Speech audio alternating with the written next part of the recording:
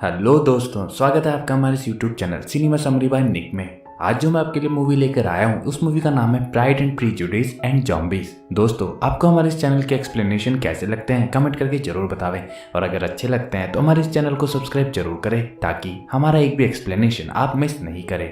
तो शुरू करते हैं इस मूवी का एक्सप्लेनेशन। इस मूवी की शुरुआत होती है बहुत लंबे समय से चले आ रहे एक ऐसे ज़ॉम्बी की कहानी के साथ जो कि इंसानों के दिमाग को खाते हैं, और इन ज़ॉम्बी की भूख इतनी बढ़ गई कि वह झुंड में इंसानों के घरों में भी जा जाकर हमला कर रहे हैं। अब आप सोच रहे होंगे कि ये सब ज़ॉम्बीज़ कैसे बने, तो चलो आपको लेके चलते हैं ज़ॉम्बी बनने की कहानी के पीछे। बहुत समय पहले एक ऐसी महामारी फैली थी जिस प्लेग में लोग अपने आप संक्रमित होने लगे, जिसका कोई भी इलाज नहीं मिला, और संक्रमण इस कदर तक बढ़ गया था जिसके कारण लोग एक दूसरे को काटने लगे, और काटते काटते उनकी भूख इतनी बढ़ गई जो इंसानों के दिमाग खाकर ही शांत होती थी। ऐसा माना जाता था उसी वक्त 4 घुड़सवार नरक से इस धरती पर आए थे जो कि ज़ॉम्बीज की रक्षा कर सके। इंसानों को इन सब से बचाने के लिए तब लंदन के चारों 100 फीट की बाउंड्री कर दी गई थी जिसे ग्रैंड बैरियर का नाम दिया गया था। इस बैरियर को चारों तरफ से एक नदी घेरती थी जिसका नाम था ग्रेट कैनाल, जिनके बीच की जगह को इन बिटवीन कहा जाता था। लेकिन एक दिन अनडेड की आर्मी ने वहां आने वाले एक ब्रिज पर हमला कर दिया जिससे इन बिटवीन में चारों तरफ अनडेड हो गए थे। तभी वहीं की रानी लेडी कैथरीन ने बड़ी बहादुरी से उन सभी को मार गिराया था और वहां आने वाले सभी ब्रिजेस को तोड़ भी दिया था सिवाय एक ब्रिज के जिसका नाम था बकिंघम ब्रिज। कहानी शुरू होती है और हम देखते हैं कर्नल डार्सी को, जो कि इस तहकीकात के लिए एक कैसल में आता है जहां का नियम होता है कि बाहर से आने वाले हर व्यक्ति की जांच कपड़े उतार कर की जाएगी और तभी उसे एंट्री भी दी जाएगी। डार्सी को अब अंदर ले जाया जाता है जहां सभी लोग बैठकर ताश खेल रहे होते हैं।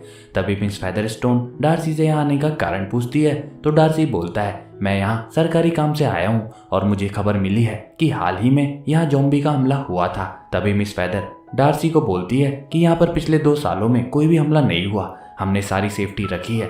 तो डार्सी बोलता है, एक ताज़ा इन्फेक्टेड ज़ॉम्बी को पहचानना बहुत मुश्किल होता है जब तक कि वह अपना पहला इंसानी दिमाग न खा ले। तभी एक के बाद एक शिकार करने पर उसमें पूरा बदलाव दिखने लगता है।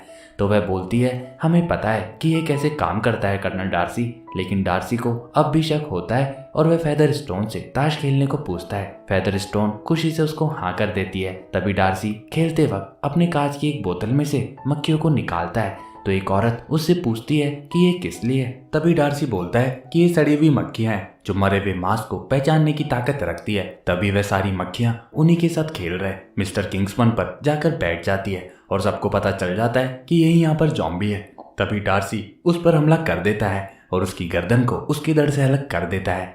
तभी सबको पता चलता है कि उसके हाथ पर ज़ॉम्बी के काटने का निशान होता है और डार्सी फेदरस्टोन से पूछता है कि क्या कोई और भी हो सकता है जिसे ये इन्फेक्ट कर सकता था, कोई फैमिली मेंबर या दोस्त। तो फेदरस्टोन इसके लिए मना कर देती है और डार्सी वहां से चला जाता है। तभी फेदरस्टोन के साथ वाली लड़की उसे किंग्समैन के साथ ही उसकी भतीजी के बारे में बताती है और सीधा उसके पास जाती है उसको देखने के लिए। लेकिन जैसे ही वह दरवाजा खोलती है और उसका नाम बुलाती है तो वह देखती है कि एना पूरी तरह ज़ॉम्बी में बदल चुकी है और तभी वह उस पर हमला कर देती है। फिर हम देखते हैं मिस्टर बेनेट और उसकी 5 खूबसूरत बेटियों को जो कि शैलन ट्रेनिंग के मास्टर होती है। उनके पिता ने उन्हें बचपन से ही लड़ना सिखाया था ताकि वह अपने आप को ज़ॉम्बीज के खतरे से बचा सके। तभी उसकी माँ वहाँ पर आती है और सबको बताती है कि लंदन का सबसे अमीर आदमी और बहादुर व्यक्ति मिस्टर बिंगली उनके गांव में डांस करने के लिए इस रात आने वाला है और वह अपनी बेटियों को वहाँ पर जाने को कहती है।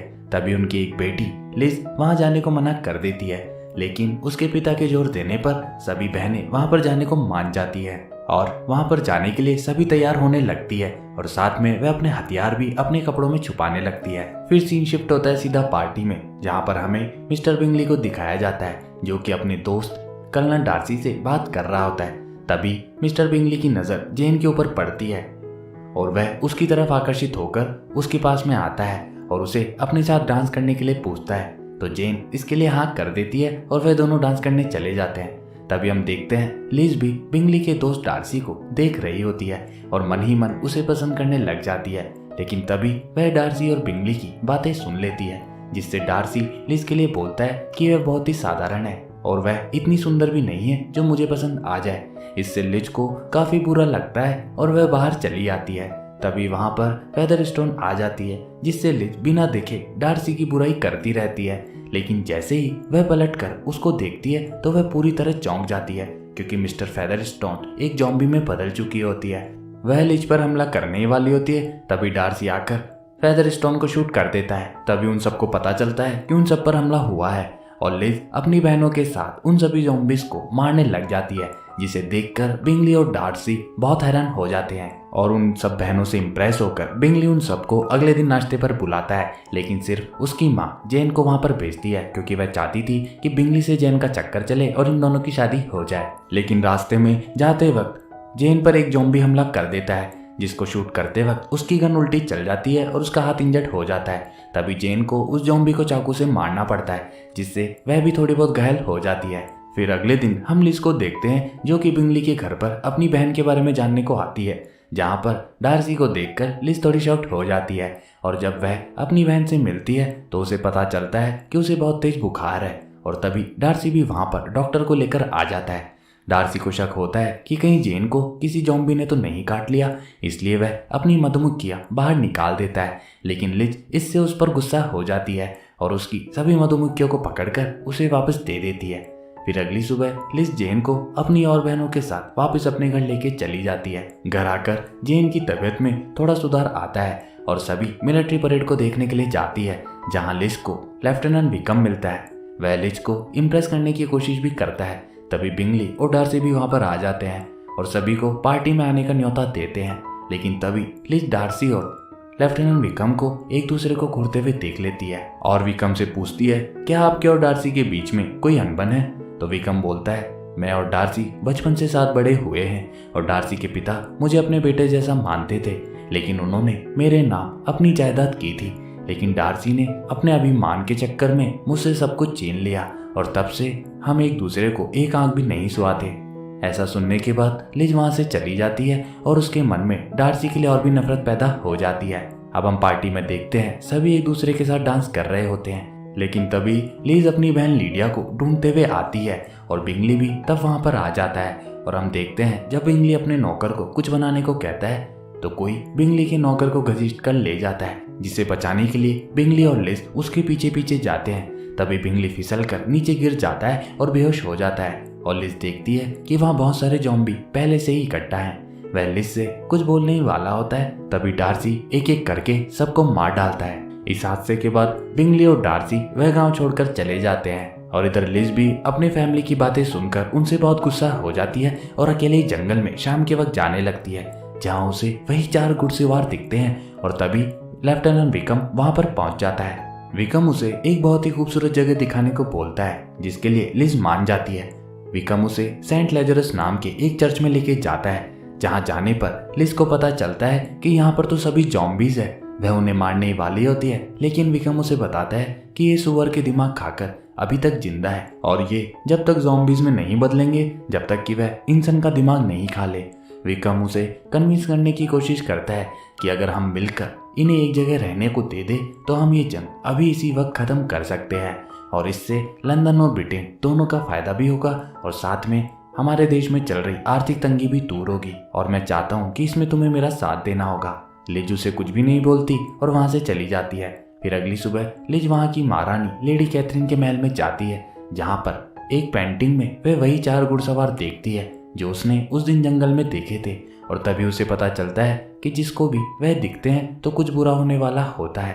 तभी वह लेडी कैथरीन से मिलती है और उसे विकम से मिलवाती भी है, जो कैथरीन को ज़ॉम्बीज से कैसे लड़ सकते हैं उसका प्लान बताता है। विकम बोलता है कि अगर हम ज़ॉम्बीज के सरदार से, जो पूरी तरह ज़ॉम्बी नहीं बदले, उनसे समझौता कर ले और उन्हें खाना और रहने की जगह दे दे तो हम ये जंग अभी इसी वक्त खत्म कर सकते हैं। लेकिन इस बात पर कैथरीन को विश्वास नहीं होता और वह हंसने लग जाती है, जिससे विकम उन्हें धमकी देके जाता है कि अगर आपने हमारी बात अभी नहीं मानी और इस प्रस्ताव को ठुकरा दिया तो इसका अंजाम भुगतने के लिए तैयार हो जाए। ऐसा कहकर विकम वहां से चला जाता है। इस बात से लिज बहुत परेशान होती है और उस रात सो नहीं पाती और तभी वह नीचे गार्डन में आ जाती है, जहां विकम अचानक से उससे मिलने आ जाता है। वह उसे कैथरीन के प्रस्ताव के मना करने पर खुद के साथ मिलने को कहता है, विकम जानता था कि लिज डार्सी को पसंद नहीं करती, इसलिए वह उसे डार्सी के खिलाफ भड़काकर वहां से अपने साथ भागने को कहता है, लेकिन लिज ऐसा करने से मना कर देती है और विकम लिज को तैयार रहने के लिए बोलकर वहां से चला जाता है। इसके बाद लिज वापस अपने कमरे में आकर सो जाती है। फिर अगली सुबह डार्सी लिज से मिलने आता है और उसे शादी करने को प्रपोज करता है। ये देखकर लिज बहुत शॉक हो जाती है, लेकिन वह अपनी इमोशंस को काबू में रखती है और उसका ये ऑफर एक्सेप्ट नहीं करती और उसे बोलती है कि आपने मेरा बहुत अपमान किया है, मैंने आपको पहली नजर में ही पसंद कर लिया था, लेकिन विकम ने आपके बारे में मुझे सब कुछ बता दिया है कि आप कितने घटिया किस्म के आदमी हो, आपने उसकी सारी प्रॉपर्टी कैसे छीन ली। डार्सी उसे समझाने की बहुत कोशिश करता है, लेकिन लिज उसे वहां से जाने को कह देती है और वह वहां से चला जाता है। डार्सी के जाने के बाद लिज बहुत रोती है, क्योंकि वह भी डार्सी को मन ही मन बहुत चाहती थी, लेकिन डार्सी का अभिमान और उसकी सच्चाई जानने के कारण वह उसको हाँ नहीं कह सकी। फिर अगले दिन लिज को डार्सी का एक खत मिलता है, जिसमें डार्सी ने लिखा होता है कि आपने मुझ पर विकम को लेकर जो आरोप लगाए थे उनको दूर करने के लिए मैं ये खत लिख रहा हूँ। मेरे पापा ने विकम के लिए कोई भी संपत्ति नहीं छोड़ी थी, वह उस महामारी के चपेट में आ गए थे और मुझे अंत में ना चाहकर भी उन्हें मारना पड़ा। इन सब के बावजूद मैंने विकम को मेरी संपत्ति दे दी थी, जो उसने ऐसे ही गवा दी। इसके बाद भी विकम मुझसे पैसे मांगता रहा और मैं उसको देता रहा, लेकिन एक दिन जब मैंने मना कर दिया तो उसने मेरी 15 साल की बहन को फंसाकर उसके साथ संबंध बनाए ताकि वह उसकी $30,000 की संपत्ति हड़प सके। तभी मैंने समय से पहुंचकर मेरी बहन को समझाकर विकम से अलग कर दिया था। ये सब पढ़कर लिज की सारी गलतफहमियां दूर हो जाती है। तभी उसे पता चलता है कि विकम उसकी सबसे छोटी बहन लीडिया को उठाकर ले गया, तो लिज अपनी बहन जेन के साथ उसे बचाने के लिए निकल पड़ती है। रास्ते में वह उसी बकिंघम ब्रिज से निकलती है जहाँ पर मिस्टर बिंगली और डार्सी लड़ रहे होते हैं। वहीं पर बिंगली ज़ॉम्बीज़ को बम से उड़ाने की तैयारी कर रहा होता है, लेकिन एक ज़ॉम्बी उसके कपड़े पकड़ लेता है। वह उनसे छूट नहीं पाता और बम भी फटने वाला होता है। तभी जीन एन वक्त पर पहुंचकर उसे बचा लेती है। वहीं लिज को डार्सी भी मिलता है, जिसे लिज सबको सच बता देती है कि विकम लीडिया को उठाकर सेंट लॉरेंस नाम की जगह पर ले गया है, जहां ज़ॉम्बी का लीडर रहता है। तभी डार्सी बोलता है उस जगह को तो 5 दिन पहले उड़ा दिया गया था, तुम्हारी बहन का बचना नामुमकिन है, और ऐसा कहकर वह वहां से चला जाता है। लेकिन बिंगली के साथ मिलकर वह एक ऐसा प्लान बनाता है कि वह लीडिया को बचाने जा रहा है और ये बात किसी को भी पता नहीं चले। कल सुबह होते ही तुम इस ब्रिज को उड़ाने का आदेश दे देना, चाहे मैं आऊं या ना आऊं। अब डार्सी सेंट लजरस पर पहुंचता है, जहां उसे वही 4 घुड़सवार मिलते हैं जिनको लिज ने जंगल में देखा था। इनसे बचकर डार्सी को अंदर जाना होता है। तभी बिंगली भी परेशान होकर सेंट लॉरेंस की डायरेक्शन में देख रहा होता है और तभी लिज को पता चल जाता है कि डार्सी ने उसको बचाने के लिए उससे ये झूठ बोला और वह भी डार्सी को बचाने के लिए उस चर्च की ओर निकल पड़ती है। इधर डार्सी को लीडिया मिलती है और उसे वहीं पता चल जाता है कि इन सब के पीछे विकम का ही हाथ है, वही आखिर में ज़ॉम्बी का लीडर है। लेकिन तभी विकम वहां पर आ जाता है और डार्सी को भागते देख उस पर शूट करता है, जिससे वहां बाकी के ज़ॉम्बीज भी आ जाते हैं, जिसका फायदा उठाकर डार्सी वहां से निकल जाता है। लेकिन विकम उसे बीच में ही पकड़ लेता है और दोनों के बीच में बहुत तलवारबाजी होती है, जिसमें विकम डार्सी पर हावी पड़ रहा होता है क्योंकि वह एक ज़ॉम्बी था। लेकिन तभी वहां पर लिज आ जाती है और विकम को मारकर डार्सी को वहां से ले जाती है। लेकिन जैसे ही वह दोनों ब्रिज पार करने वाले होते हैं, ज़ॉम्बीज़ को देखकर ब्रिज को उड़ा दिया जाता है, जिसमें लिज तो बच जाती है लेकिन डार्सी नहीं बच पाता। फिर अगले दिन जब हम लिज को उसकी बहनों के साथ लेडी कैथरीन के महल में देखते हैं, जहां डार्सी को देखकर लिज बहुत खुश हो जाती है और तभी उसे पता चलता है कि वह मरा नहीं था, सिर्फ बेहोश हुआ था, और दोनों एक दूसरे से अपने प्यार का फाइनली इजहार करते हैं। और इसी के साथ ये मूवी यहीं पर खत्म होती है। दोस्तों, आपको इस मूवी का एक्सप्लेनेशन कैसा लगा कमेंट करके जरूर बतावें, और अगर अच्छा लगा तो हमारे इस वीडियो को लाइक जरूर करें, और हमारे इस चैनल को सब्सक्राइब नहीं किया तो इसको सब्सक्राइब जरूर करें, ताकि एक सही शानदार एक्सप्लेनेशन मैं आपके लिए रोज लाता रहूं। तब तक के लिए बाय बाय।